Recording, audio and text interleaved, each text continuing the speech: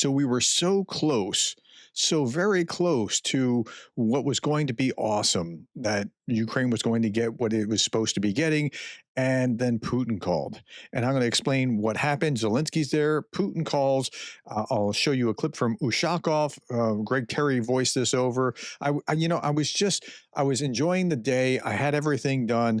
And then I was actually preparing a quiz for a different class for a forthcoming semester, and then checking the news, you see this. Okay, so Putin calls, and here's what happened. So let's start with Zelensky first. Zelensky says he's already in Washington. Today, I'm having meetings with representatives of defense companies, producers of powerful weapons that can definitely strengthen our protection.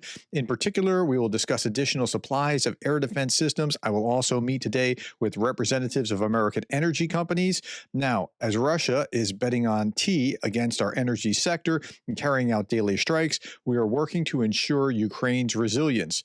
Tomorrow, a meeting with President Trump is scheduled, and we expect that the momentum of curbing tea will succeed.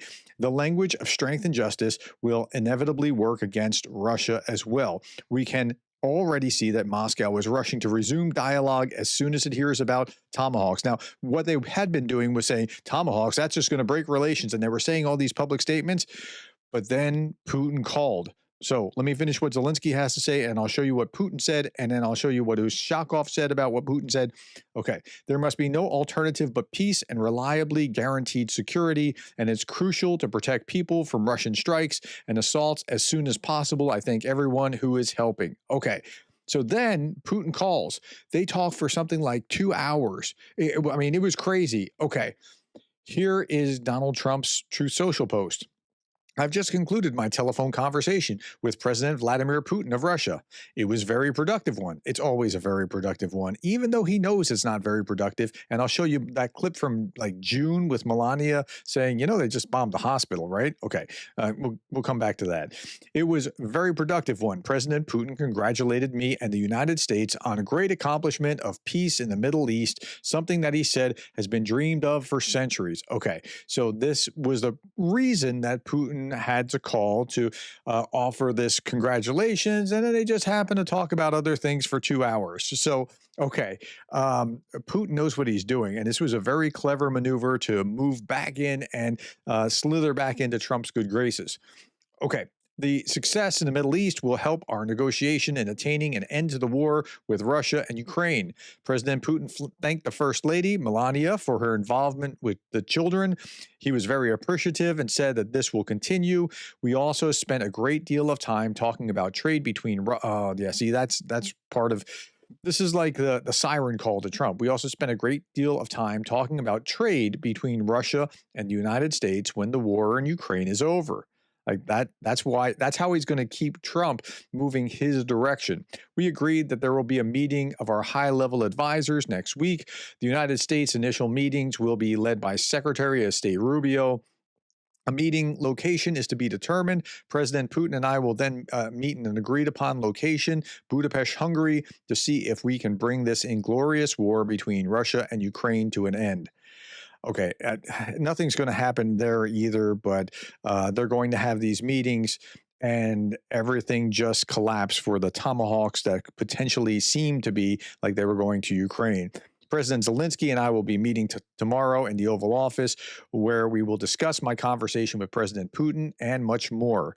Great progress was made with today's telephone conversation. Okay, it's October 16th. All right. So with that being said, let's Gary Kasparov's comment about this True Social post was, as I wrote to the Wall Street Journal with Trump's success in Gaza, I'd hope that might finally inspire him to follow the same peace through strength strategy to end Russia's war on Ukraine. But yet again, it appears his loyalty to Putin is more important to him than even the Nobel Prize. Yeah, I'm not sure what to tell you. It just looks bad. So here are a couple things that I want to show you. I want to show you this clip here. This is them asking about, well, what's going to happen, and let's listen to this here. Give a timeline or a date set for when? Yeah, I would say within 2 weeks or so, pretty quick. Marco Rubio is going to be meeting with his counterpart, as you know, Lavrov, and they'll be meeting pretty soon. Okay, so he's going to be meeting with Lavrov. Now, with that, I don't think anything's going to come of it. It'll be more stalling, but no tomahawks. I would imagine at this point the tomahawks are pretty much off the table because Trump kind of goes with whoever's last in his ear, and the last in his ear was Putin. Listen. Your call with President Putin today. Oh, okay. Spoke I'm about- sorry. That was the first clip. Now, the second clip is this. This is a 45-second long clip. Listen. Dissuade you from selling Tomahawk missiles. Well, of course, what do you think he's going to say? Please sell Tomahawks? The question was, did Putin dissuade you from selling tomahawks to Ukraine? Is he going to say, please sell those Tomahawks? I really appreciate it. I did actually say, would you mind if I gave a couple of thousand Tomahawks to your opposition? I did say that to him. I said it just that way. He didn't like the idea. He really didn't like the idea. Of course No. he didn't. And so he was schmoozing and saying how great he was and all these great things about, look what you did in the Middle East and the great business deals that we're going to be doing. And I'll show you what Ushakov said in just a moment. Yeah. So just let me finish this clip first. I said it that way. You have to be a little bit lighthearted sometimes, but no, he doesn't want Tomahawk. Tomahawk is a vicious weapon. It's a vicious, offensive, incredibly destructive weapon. Nobody wants Tomahawk shot at him. Ask you not Okay. So let me. to provide Tomahawks. So Yeah, so nothing else in that clip. So here's Ushakov, that's Putin's not spokesperson, but ally, reporting what happened in this video. Here we go. Dearest colleagues, this afternoon, Vladimir Putin held a phone call with the United States President Donald Trump. This is their 8th phone conversation, by the way. The call was lengthy, lasting nearly 2.5 hours. And that's never good when you hear it lasting for so long. It was clearly very informative and extremely frank. An open, confidential, direct discussion.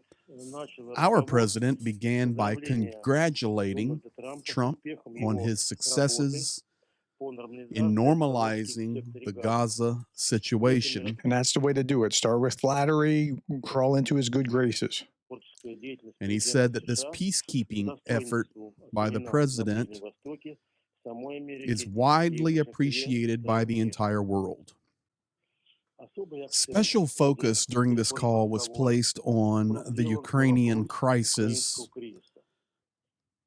Vladimir Putin gave to President Trump a very detailed assessment of the situation, and he emphasized that Russia's interest and that Russia's peaceful diplomatic solution is still on the table. Okay, it's never been on the table, frankly, and it's not going to be on the table. They'll dodge as long as they can. And what's interesting about this is just how much they've been able to dodge it. And I'd love to know what the assessment of the situation actually is, because I don't think it matches reality.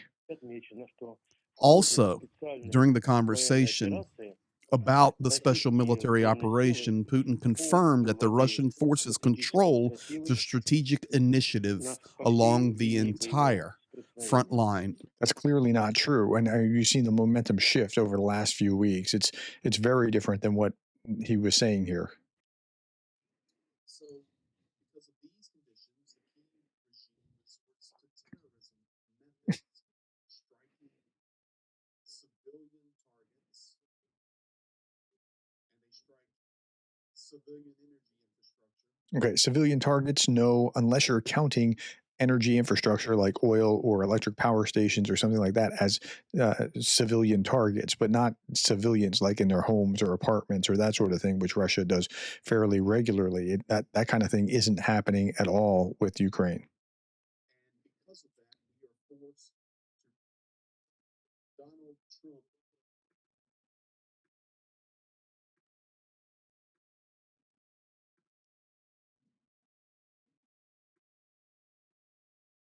terrorism methods, striking civilian targets, and they strike civilian energy infrastructure. And because of that, we are forced to Donald Trump repeatedly emphasized during the call the need for a swift peace in Ukraine, and he confirmed that the Russian-Ukrainian conflict was the most difficult to resolve in all of his peacemaking efforts. He repeated this many times during the talk. I bet you he did. He also mentioned his successes in resolving 8 other wars. I bet you he mentioned those a bunch too. Notably, a key point from the United States president was that ending the Ukrainian conflict would open up huge economic opportunities between the United States and Russia. And the longer they talk about that, the worse that's going to be for Ukraine. Both sides, Russia and the United States, mentioned that there is a deep mutual respect between their peoples, and it is clearly shown during World War II. Also, we noted that the current state of bilateral relations seem like a paradox in this context, and that the issue of possible Tomahawk long-range strike missile deliveries to Ukraine was also discussed in depth. Putin reiterated once again that Tomahawks will not change anything on the battlefield. And that's technically correct. It won't affect the battlefield. It'll affect in-depth behind the battlefield and give Putin a reason to come to the table. But Tomahawks will significantly harm the relationships between the United States and Russia and any peace prospects. So he's softly threatening what Trump really wants is that normalized relations, peace deal, and lucrative deals on the other side. What is also interesting to note is the president's discussed the possibility of another face-to-face meeting. And this, of course, would be an important moment. And they agreed that both countries would promptly begin summit preparations. Maybe this could happen in Budapest, Hungary. How ironic is that, given the Budapest Memorandum that the Russians violated? Additionally, our president praised Melania Trump's efforts to reunite Russian and Ukrainian children. Yeah, notice he said Russian and Ukrainian children, as if the Russian children are being kidnapped and taken away. It's only Ukrainian children that have been kidnapped. With their original families. He asked that the U.S. president would send Melania Trump his warmest regards.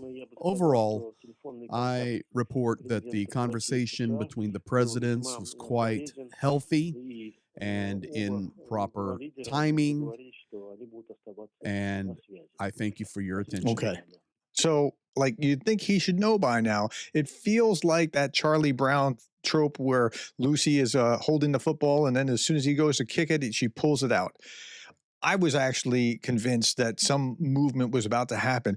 All the rhetoric was lining up. The stars seemed to be aligning, and no such luck. I'm sorry, my friends. This is where we are for real. I'm going to report what's for real, regardless of whether I like it or not. And I'm sorry, I don't like it. And I'm sure you don't either. But if you're not a subscriber, please subscribe. I'll show you what happens tomorrow and the next day and the next day until this awful mess of a war is over. Thank you for your time, the likes, the shares, and the subscribes. And thank you for being the kind of person that cares about Ukraine.